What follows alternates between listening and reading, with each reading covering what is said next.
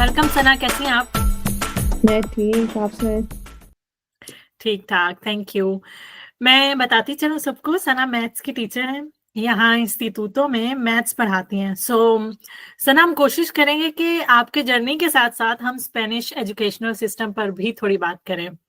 तो सबसे पहले हम स्टार्ट करते हैं कि स्पेनिश एजुकेशनल सिस्टम पर क्या आप थोड़ा बता सकते हैं इस बारे में? जी ज़रूर। एजुकेशनल सिस्टम कुछ इस तरह है कि बच्चे 3 साल की उम्र में पढ़ना स्टार्ट करते हैं।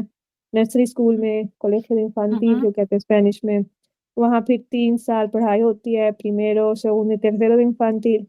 उसके बाद फिर प्राइमरी स्टार्ट हो जाता है, वो फिर होता है 6 साल तक।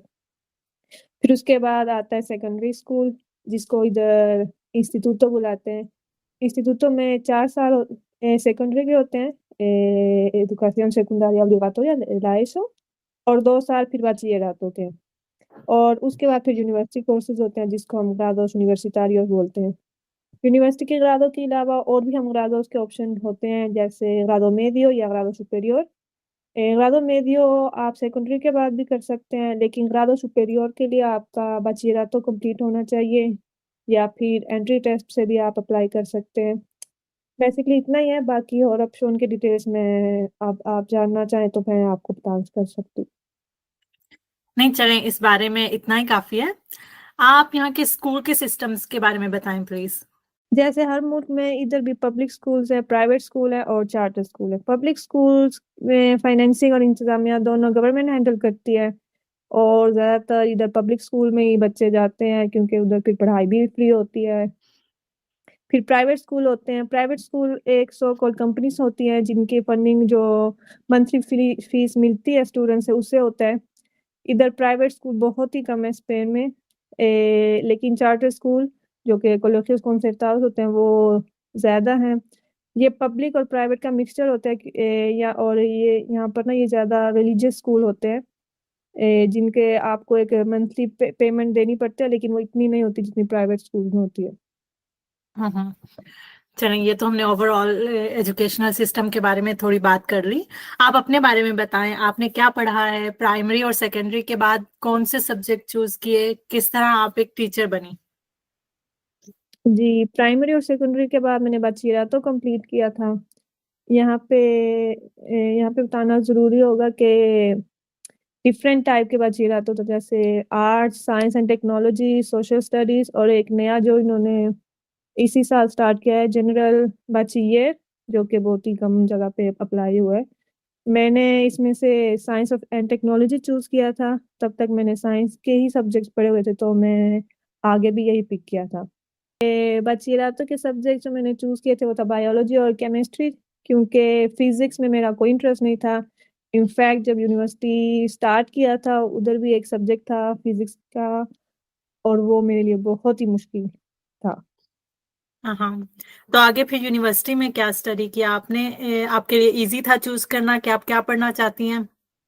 जी, वेरी इजी। नॉर्मली तो यही होता है कि स्टूडेंट्स को लास्ट ईयर तक पता नहीं होता कि उन्होंने आगे जाके क्या पढ़ना है, लेकिन मेरे केस में बस ऐसा कुछ नहीं था, क्योंकि मुझे बचपन से ही पता था कि मैंने क्या बनना है। मैं प्राइमरी में थी जब मैंने डिसाइड कर लिया था कि मैंने टीचिंग ही करनी है, और वो भी मैथ्स में। क्योंकि जब मैं इधर आई थी स्पेन में, मेरी जो फर्स्ट टीचर थी स्पेन की, तो वो मुझे मैथ्स पढ़ाती थी, और मुझे अभी तक वो टीचर याद है। मेरी वो फेवरेट टीचर्स है। तो वो मेरे दिमाग में आइडिया बैठ गया था कि मैंने भी उनकी तरह ही टीचिंग करना है, मैंने भी उनकी तरह ही मैथ्स पढ़ाना है। और एक और भी बात थी, जब मैं हम बाचियरातों में थी, मेरी एक और टीचर थी, उसने मुझे और मेरी फ्रेंड को एक बात की थी कि वो कहती थी कि जो भी चूज करो अपना पसंद का चूज करो, ये नहीं देखो कि मेरी फ्रेंड क्या पढ़ने लग गया है तो मैं भी उसकी तरह वही चूज करके मैं हम दोनों इकट्ठे एक ही यूनिवर्सिटी में जाएंगे। क्योंकि उन्होंने भी ऐसे किया था, अपनी बेस्ट फ्रेंड की कॉपी की, तो उन्होंने भी वही पढ़ा जो उन्होंने पढ़ा था। लेकिन अब वो बहुत पछताती थी कि मैं कुछ और पढ़ लेती जो मुझे पसंद था बचपन में, लेकिन उन्होंने वही किया जो अपनी फ्रेंड ने किया, तो फिर वो पछताती थी काफी। हाँ, नाइस एडवाइस। तो फिर आपकी एग्जैक्ट क्वालिफिकेशन क्या है? और यहाँ पे अगर हो सके तो आप बता दें कि टीचर्स बनने के लिए कौन सी डिग्री और क्वालिफिकेशन चाहिए स्पेन में? बेसिकली आपको एक grado universitario करना चाहिए un grado en matemáticas, जो कि 4 साल का होता है, मिनिमम 4 साल लगते हैं। और फिर उसके बाद एक मास्टर करना होता है, मास्टर इन टीचिंग, जो कि बस 1 साल का ही होता है। और फिर उसके बाद आप सेकेंडरी की टीचर बनना चाहें तो फिर आपको ओपोजिशंस करने पड़ते हैं। ओपोजिशंस होते हैं वो जो गवर्नमेंट में जॉब करने के लिए एक एग्जाम देना पड़ता है इधर स्पेन में, उसे कहते हैं ओपोजिशंस। आप बता सकते हैं इन ओपोजिशंस के बारे में थोड़ा और? ये फॉरेन यूनिवर्सिटी के डिग्री के बाद होते हैं क्या, साल में एक बार होते हैं? No no, not at all, ये हर सूबे पे डिपेंड करता है। अगर कोई बड़ा सूबा होगा जैसे अंदालूसिया, उधर फिर उन्हें ज्यादा टीचर्स की भी जरूरत होती है, तो फिर उधर हर साल ओपोजिशंस होते हैं।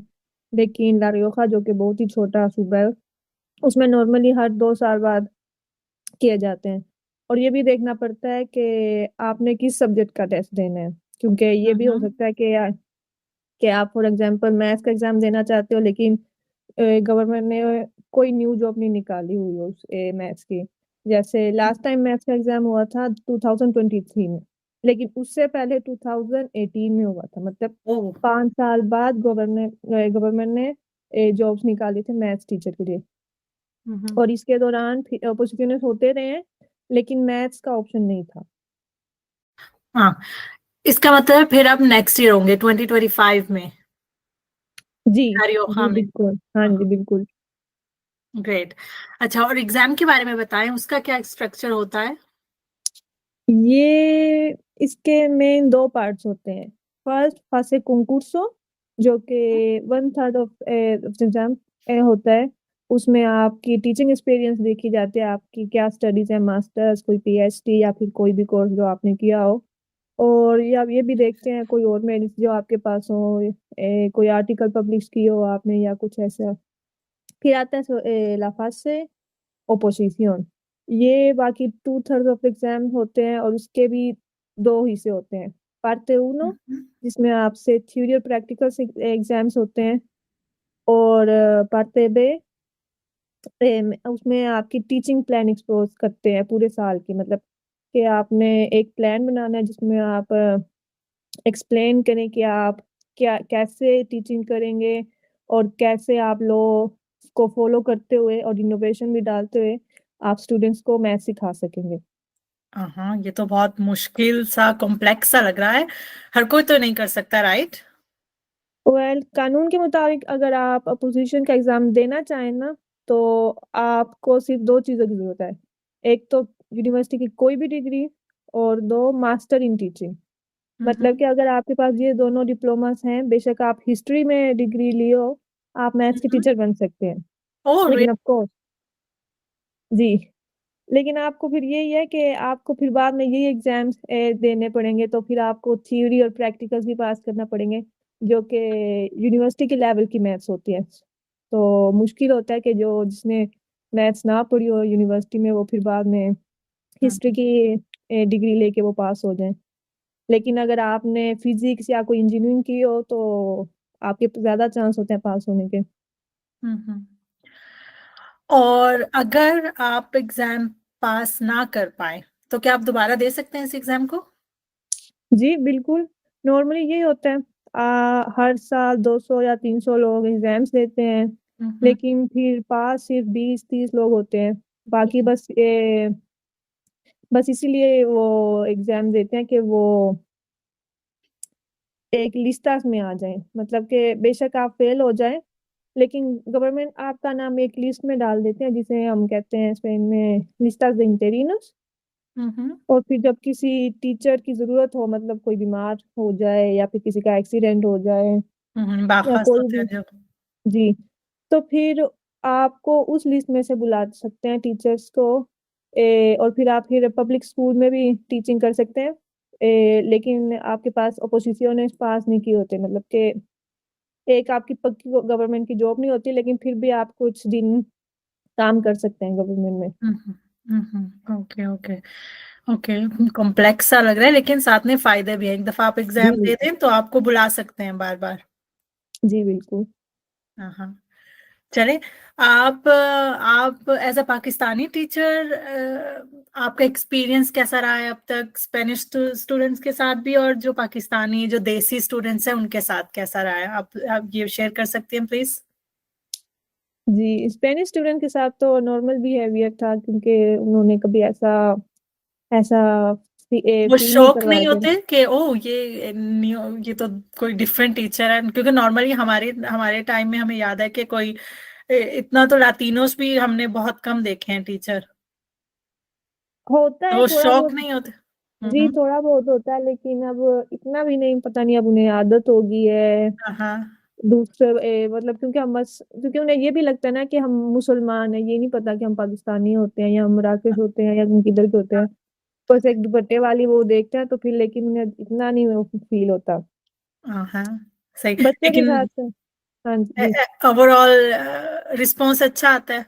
जी बिल्कुल, अभी तक कोई ऐसा रासिज्म नहीं एक्सपीरियंस किया कि किन्होंने किसी ने कुछ ऐसा फील करवाया हो कि हमने इस, क्योंकि ये पाकिस्तानी है या देसी है, हमने इससे टीचिंग नहीं करनी, या कोई हाँ हाँ, पेरेंट्स ने कहा हो, कुछ ऐसा नहीं।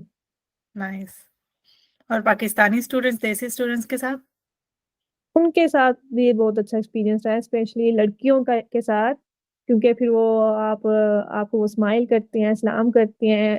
और आपको तो पता है, हम देसी से अगर हम गली में मिल भी जाएं, वो तो हम एक दूसरे की नजर फेर लेते हैं, लेकिन स्कूल में वो स्पेशल आपको मिलती हैं, कहती हैं, अपनी फ्रेंड्स को बताती हैं कि ये मैं इसको जानती हूँ, ये मेरी टीचर है, ऐसे ऐसी बातें करते हैं। हम्म। फिर देसी पेरेंट्स भी खुश खुश होते हैं, वो बल्कि कहते हैं कि आप हमारे बच्चों को क्यों नहीं पढ़ाते, प्रिंसिपल से कहें कि आप हमें हमें हमारे आपको चेंज करें, आप हमारे बच्चों को पढ़ाएं। या फिर अगर अगले साल के, अगले साल भी आपने इधर ही पढ़ाना है, जैसे कि हमारे हाथ में है कि हम किस किस स्कूल में जाएंगे, किधर हम पढ़ा सकते हैं। तो ऐसे ऐसी बातें करते हैं पेरेंट्स। हम्म। और आपके कोलीग्स जो टीचर्स हैं उनके साथ क्या एक्सपीरियंस है? वो सबसे ज्यादा मुझे इंकरेज करते हैं, वो भी चाहते हैं कि उनके स्कूल्स में जो उनके देसी स्टूडेंट्स होते हैं, वो भी, उनके उनके पास भी कोई रोल मॉडल उन्हें मिले, ताकि उन्हें एहसास हो कि वो आगे भी कुछ कर सकते हैं, कुछ बन सकते हैं। हम्म वैसे भी आपको तो पता है, साइंस की दुनिया में हम बहुत ही कम औरतें होती हैं। तो हमें अपनी नेक्स्ट जनरेशन को सिखाना होता है कि ये भी एक ऐसी फील्ड है जिसमें हम लड़कियां भी आ सकती हैं, सिर्फ लड़कों की नहीं होती, कि साइंस या मैथ हमने हम भी कर सकती हैं लड़कियां। हाँ, अभी भी अब हम बात करें 21st सेंचुरी में भी इस फील्ड में फीमेल प्रेजेंस कम है, लोग औरतें कम है इस फील्ड में? जी, अभी जब मैं यूनिवर्सिटी में थी, हम 25 नए स्टूडेंट्स हमने शुरू किया था, तो उसमें से हम सिर्फ 5 लड़कियां थी, जिसमें से सिर्फ मैं एक देसी थी, बाकी सारे स्पेनिश 50% भी लड़कियां थी। नहीं? जी बिल्कुल, 50% भी नहीं।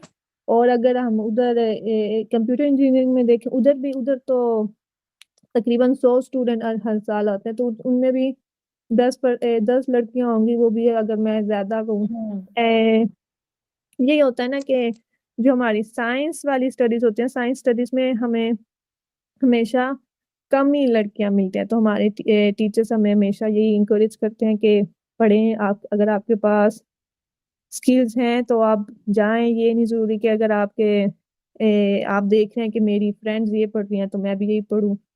इसलिए हमारे हम एक इंटरनेशनल डे भी हमने बनाया हुआ है फॉर वुमेन्स इन साइंस। 20 फरवरी हम्म को हम ये सेलिब्रेट करते हैं, हम्म और यही सिखाने के लिए, दिखाने के लिए, और एहसास कराने के लिए बच्चों को कि हम जो भी पढ़ते हैं स्कूल में साइंस में, उधर हमेशा हम मेल साइंसिस के हम बात करते हैं। जैसे हम्म मैथ में भी काफी एक इतने मैथमेटिशियन है जो कि उन्होंने बहुत ही अच्छी थ्योरी लिखी है, लेकिन हम हमेशा जो औरतों ने लिखे हैं वो कहीं किसी भी बुक्स में नहीं पढ़ते, उनके लिए एक स्पेशल बुक्स बनी होती है, जो कि हजारों में से एक होती है, वो भी होते हैं वुमेन्स इन मैथ, वो भी बस एक स्पेशल। तो हम्म इसलिए हमें ये दिखाना पड़ता है, समझाना पड़ता है बच्चों को कि ये भी औरतों ने फील्ड लिखा है। होता है कि हमें, हाँ जी, और हमें हमें ये इंसिस्ट करना पड़ता है, जो कि मर्दों के साथ नहीं करना पड़ता। हाँ, तो आपको क्या लगता है कि इस फील्ड में ज्यादा फीमेल्स क्यों नहीं है, चाहे वो बेसिकली स्टूडेंट्स हो या वर्किंग जी लेडीज हो?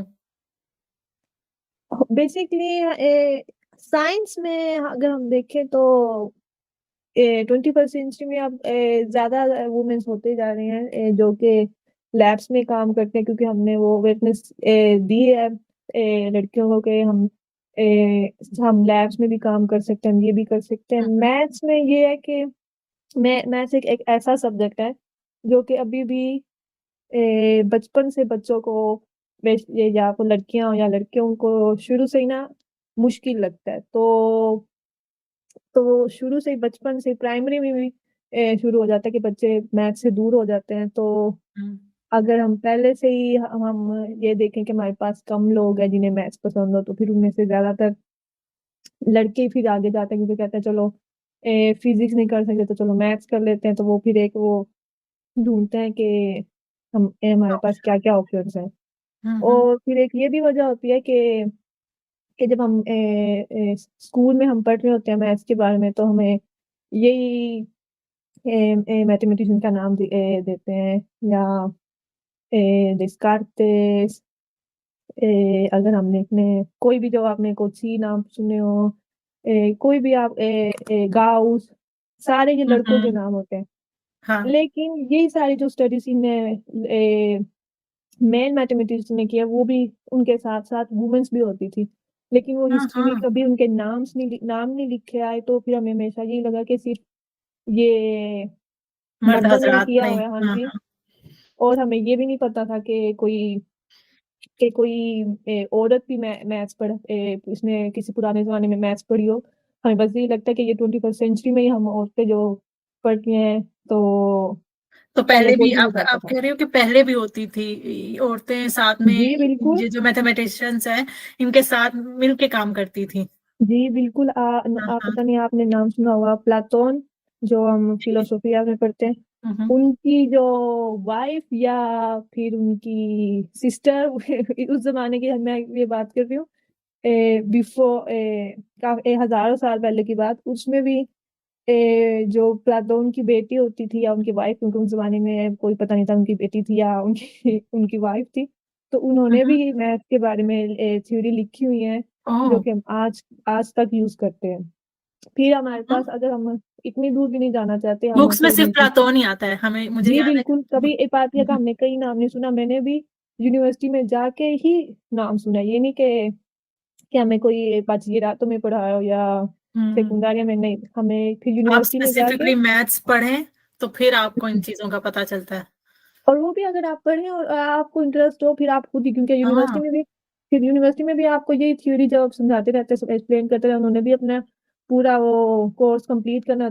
तो बल्कि मास्टर में, जब मैंने मास्टर किया था ना, उधर ये हम्म, फिर ज्यादा हमने पढ़ा था कि हिस्ट्री क्या थी, मैथ्स की हिस्ट्री। तो उधर हाँ, फिर हाँ, जाके हमें पता चला था कि ये भी है वो भी है ये। हम्म, फॉर एग्जाम्पल फ्रांस की हम बात करें 18th सेंचुरी में, उधर उसमें भी एक एक मैथमेटिशियन थी, Sophie Germain. Sorry, Sophie Germain, जिसने खुद ही सब कुछ पढ़ा था। उसके पेरेंट्स उसे कहते कि ना पढ़ो ना पढ़ो। उसकी लाइट, उस जमाने में तो लाइट भी नहीं होती, तो उस जमाने में उसका लैंप जो होता था, वो जो रात को जलाती थी, हम्म, उसके पेरेंट्स उससे ले लेते थे। लेकिन फिर भी वो रात को अकेली पढ़ती थी।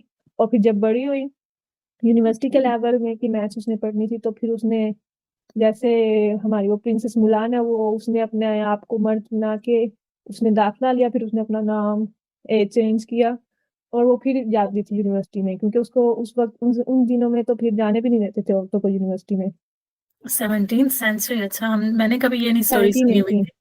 और फिर हम्म, ये एक एक थ्योरी थी, वो जिस वजह से वो काफी फेमस हुई थी सोफीजर में। वो वाली थ्योरी थी इलास्टिक थ्योरी, जिसकी वजह से जो आजकल हमें ये एफएल टावर देखते हैं, वो बना था। एक ऐसी थ्योरी थी जिसकी वजह से वो उन्होंने फिर वो ऐसा कंस्ट्रक्शन किया था ताकि कि अभी तक ना वो गिरे, ना कोई कुछ हवा की वजह से या कुछ भी हो जाए, वो नहीं गिर सकता। क्या लेकिन नाम है? नाम आपने क्या बताया? Sophie Germain, Sophie Germain, Germain. हाँ, हाँ, हाँ, याद रखेंगे हम। लेकिन ये भी दुख की बात है कि अगर आपने कभी देखा हो एफएल टावर नजदीक से, उधर ना उन्होंने काफी साइंटिस्ट के ना नाम लिखे हुए हैं। अगर आप कभी कोई नेट पे आपको फोटो सर्च सच है। करें, FL tower scientist scientist name, तो उधर इन्होंने ना खुद ही नाम ना प्लेस लगाई हुई है, और उसमें सोफी जर्मेन का नाम नहीं है। हाँ, क्यों? बिकॉज वो यही यही तो बात है, क्योंकि वो एक औरत है, सिर्फ सिर्फ आदमियों के नाम है, और जिसकी वजह से वो एफएल टावर बना है उसका नाम ही नहीं हमें नजर आता। Sad sad sad. एक कोई और एग्जांपल आप दे सकती हैं, ऐसी मैथमेटिशियंस या साइंटिफिक वुमेन जिसको हम याद कर सके, रख सके? जी, आजकल की अगर हम बात करें तो एक काफी फेमस मैथमेटिशियन है, और वो भी मुसलमान, एक ईरानियन मैथमेटिशियन जिसका नाम है मरियम मिर्जा खानी, जो कि थोड़े कुछ साल पहले वो फोत हो गई थी, काफी यंग एज में, आई थिंक 40 या 50 साल की थी। हम्म। वो भी काफी फेमस इसीलिए हुई थी क्योंकि वो फर्स्ट वुमन थी जिसने फील्ड मेडल जीता था। फील्ड मेडल वो होता है जैसे हमें फिजिक्स जैसे वो नोबेल प्राइज होते हैं, हाँ हाँ। तो मैथ्स के नहीं होते नोबेल प्राइज, तो उनके वो अलग से प्राइज होते हैं, वो होते हैं फील्ड्स मेडल। तो वो पहली दफा एक औरत ने जीता था, वो भी एक मुसलमान औरत थी, ईरानियन, मरियम मिर्जा खानी। हम्म। तो अब तक यानी कि किसी किसी फीमेल ने ये विन किया था? जी, ये सबसे पहले औरत थी जिसने ये अचीव किया था, जी बिल्कुल। ओह, नाइस। तो इस तरह की और भी बहुत सारी एग्जांपल होंगी, हम जी बिल्कुल, तो आप बात कर सर्च कर सकते हैं। सकते हैं। जी बिल्कुल, आप सर्च करें, फिर आपको पता चलेगा कि हाँ, ये तो हम शुरू से ही साइंस में हमें औरतें मिलती हैं, शुरू से ही हम काम करते हैं, लेकिन हम कभी उनको उनका क्रेडिट नहीं देते, हाँ हाँ। वो जो डिजर्व करती हैं। इट्स अबाउट टाइम हमें भी क्रेडिट दिया जाए। चले। इंशाल्लाह इंशाल्लाह। लास्टली सना, ओवरऑल एक्सपीरियंस आपका कैसा रहा from studies to becoming a teacher finally? और और ऑल्सो आपके एडवाइस को, ऐसी एडवाइस जो आप देना चाहें, जो यहाँ पे स्पेन में टीचर बनना चाहते हैं, स्पेशली जब हम फीमेल की बात कर रहे हैं, लड़कियों की बात कर रहे हैं, तो आप अगर कोई एडवाइस देना चाहिए अपने एक्सपीरियंस के साथ साथ? मेरा एक्सपीरियंस तो बहुत ही फुलफिलिंग था, मतलब कि यही मेरी बचपन से मेरी ये ख्वाहिश थी, तो ऑफ कोर्स आज अब मैं सोचूं कि जो मैंने बचपन में सोचा था कि मैंने टीचर बनना है, तो वो मैं बन चुकी हूँ, वो भी उसी फील्ड में जो मैं चाहती थी। ऑफ कोर्स जब यूनिवर्सिटी में थी तो कोई सब्जेक्ट होते थे जो बहुत ही मुश्किल लगते थे, जो कि फेल भी हुए हैं, लेकिन क्योंकि मेरा गोल क्लियर था, तो फिर आप कोशिश करते रहते हैं, इंसिस्ट करते रहते हैं, और फिर दिल नहीं करता छोड़ने का, जब तक वो फुलफिल नहीं होता तो फिर आप कोशिश करते रहते हैं। बल्कि अगर मैं आपको एक बात बताऊं, फनी बात ये है कि जिंदगी में मैंने कोई एग्जाम फेल नहीं किया, मतलब यूनिवर्सिटी में ऑफ कोर्स, क्योंकि फिर वो लेवल भी काफी हो गया था, लेकिन इंस्टीट्यूटों में मैंने कोई एग्जाम फेल नहीं किया। लेकिन बस एक सब्जेक्ट था, वो भी अच्छी याद है, मैंने 2-3 दफा उस एग्जाम्स फेल हुए, वो था, गैस करें कौन सा सब्जेक्ट था जो मैंने फेल किया? लैंग्वेज? नहीं math. Math. Biology? Maths. Imagine मैं मेरे टीचर जब मैं मेरे हमारे ना लास्ट ईयर बची रहा, तो मेरे टीचर्स पूछते थे कि आपने क्या बनना है, आगे क्या पढ़ना है यूनिवर्सिटी में, तो उसका फेस देखने वाला था जब मैं उन्हें कहती थी कि मैंने ना मैथ्स पढ़नी है, और वो फिर उनके उसके पास मेरे रिजल्ट होते थे कि ये जो फेल होती है इसने मैथ्स पढ़ने हैं यूनिवर्सिटी में। पर खैर, ये मेरा पैशन था, थोड़ी जिद भी समझ लें, लेकिन पैशन जब हो आपके पास, आपको क्लियर पता हो कि मैंने ये करना है, जो जितनी मर्जी मेहनत हमें करनी पड़े, जितना मर्जी हमें पढ़ना पड़े, कंप्लीट तो करना है, और वही मैंने किया। और ये मैं सजेस्ट करूंगी अपने हमारे व्यूअर्स को कि अगर आपको पता है कि आपने क्या पढ़ना है, या फिर आपको पता है कि आपको क्या पसंद है, तो आप बस कोशिश करते रहें, इंशाल्लाह आज नहीं तो फिर कल वो आपका गोल पूरा हो जाएगा।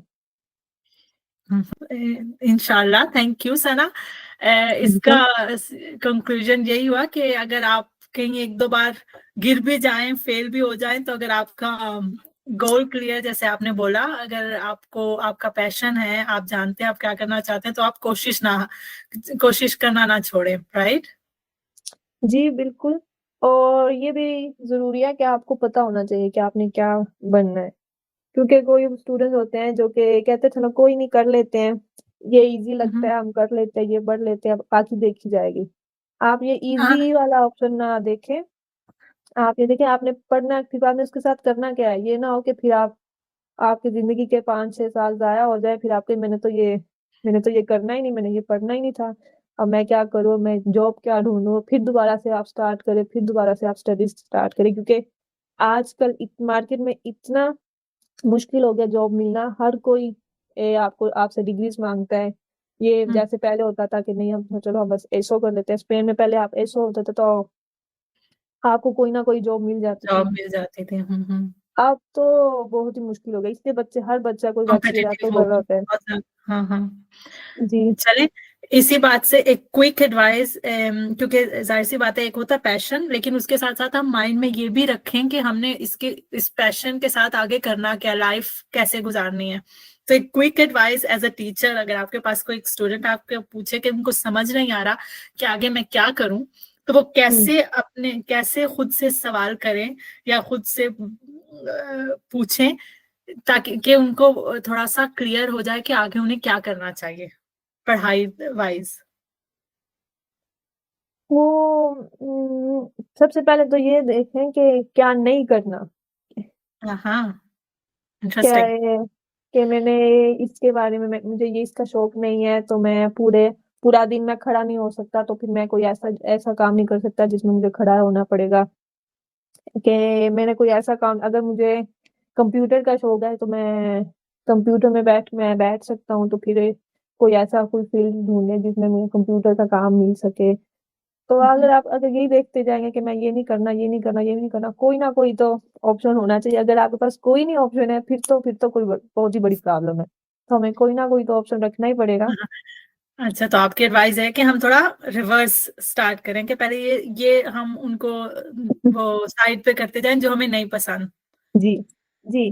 क्योंकि यही बात है ना, हम ये जॉब तो नहीं ना कर सकते कि जो हमें पसंद नहीं है, फिर क्योंकि आगे से अगर हमें कोई ऐसे टीचर मिले जिसे टीचिंग करना ही नहीं पसंद, जो कि अक्सर हमें यही मिलता है ना, हमारी कोई यूनिवर्सिटी में एक टीचर टीचर मिल था। जाते हैं, हाँ। हमारा मुझे याद है हमारा लास्ट लास्ट डे था यूनिवर्सिटी का, लास्ट सब्जेक्ट टीचर के साथ था। उसने कहा चलो अपने बारे में बताओ कि 4 साल पहले अगर कोई पूछता तो आप क्या पढ़ते, मैथ्स ही पढ़ते या कुछ और? हमने सबने कहा नहीं नहीं, हम तो मैथ्स पढ़ना चाहते क्योंकि हम बहुत अच्छे स्टूडेंट हैं, हमें हमारे अंदर पैशन है, मैथ्स पढ़ना था। तो एंड में फिर टीचर ने कहा अगर मुझसे कोई पूछे ना तो मैं तो ना मैथ्स पढ़ूं, मैं तो कुछ और पढ़ता। तो इमेजिन कि आपने उस टीचर के साथ पूरा साल, उसने आपको मैथ्स के बारे में सिखाया और वो फिर एंड में कहता है मैंने तो पढ़नी नहीं थी मैथ्स, मुझे तो मैथ्स ही नहीं पसंद। तो वो फिर उन कैसे एक्सप्लेन टीचिंग करता होगा? उनकी उनकी हाँ, उनकी फिर टीचिंग में वो लास्ट डे में आप लोगों को समझ आ गया होगा कि अच्छा इसलिए ऐसी टीचिंग थी या जी, नहीं। बिल्कुल।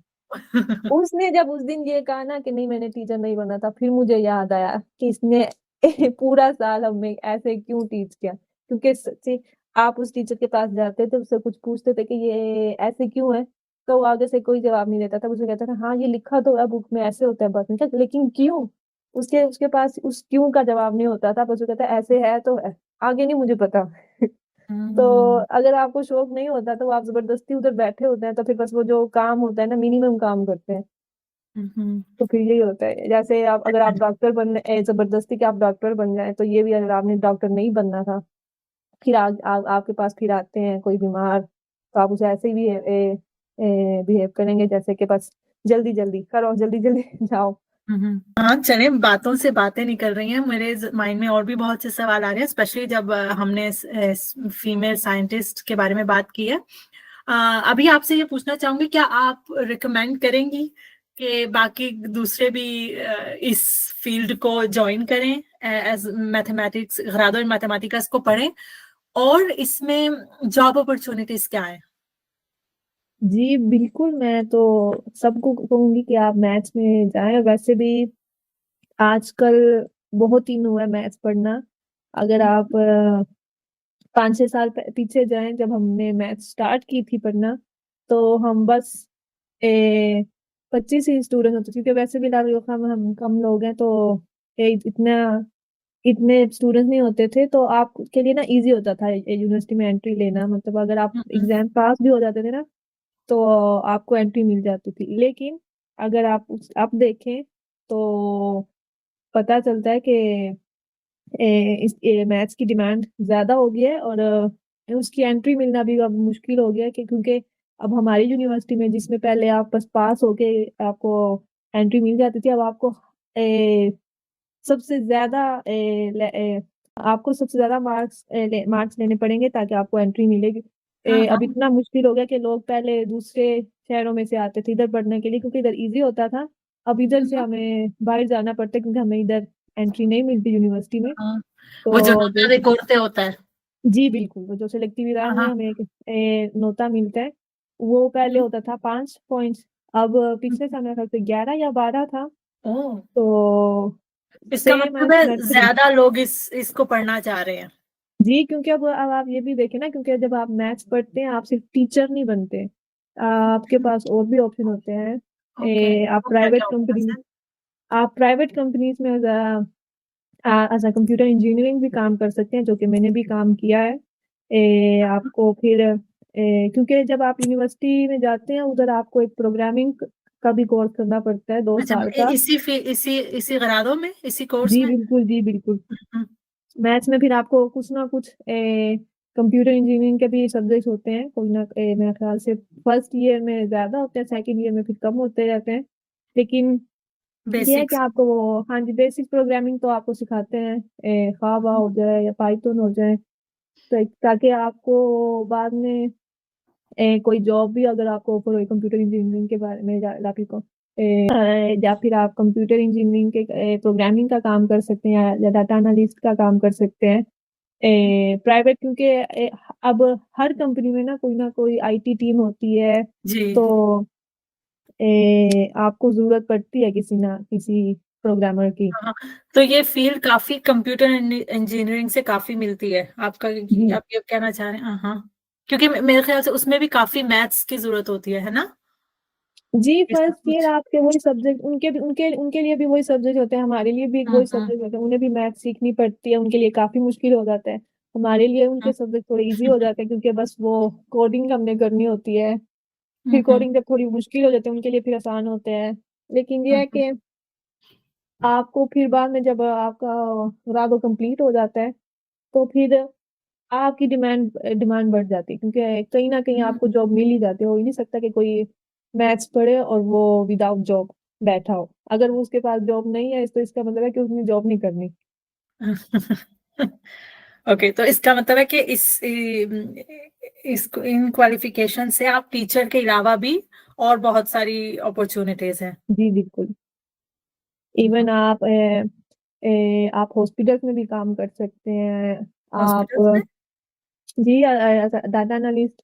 हाँ आप क्या? इवन आप लैब्स में भी काम कर सकते हैं। उधर आप मेरी फ्रेंड्स हैं जो कैंसर के बारे में स्टडीज कर रही होती हैं, कि हाँ हम हाँ, कैंसर को कैसे वो मैथ्स का यूज उन्होंने भी करते मैथ्स हुए पढ़ा। हमें कर। हाँ हाँ। जी बिल्कुल, फिर वो एक मॉडल सोचते हैं कि ये कैसे कहाँ तक कैंसर वो हो सकता है, कौन से स्टेज में है, या फिर ये कहाँ तक इसकी बॉडी पे चला गया है। तो ये सब हम स्टडीज कर सकते हैं मैथ्स के साथ। हम्म। वाह, वेरी इंटरेस्टिंग। मुझे लगा सिर्फ ये एक टीचिंग की हद तक ही था ज्यादातर। चलें, this has been very very very interesting. एक तो थैंक यू। आपने हमें पूरा प्रोसेस बताया कि किस तरह क्या पढ़ा, फिर वो ओपोजिशनिस्ट के बारे में, फिर teaching as as a professor, as a teacher, first hand experience, plus opportunities क्या है इस बारे में, हमें फीमेल साइंटिस्ट के बारे में भी बहुत पता चला। थैंक यू सो मच सना। आगे थैंक आगे यू। भी good luck for your future. और थैंक यू सो मच। इंशाल्लाह फिर थोड़ा टाइम के बाद फिर आपसे बात करेंगे, ताकि हमें और आप अपना और एक्सपीरियंस शेयर कर सकें। जी थैंक बिल्कुल, जी बिल्कुल, थैंक यू।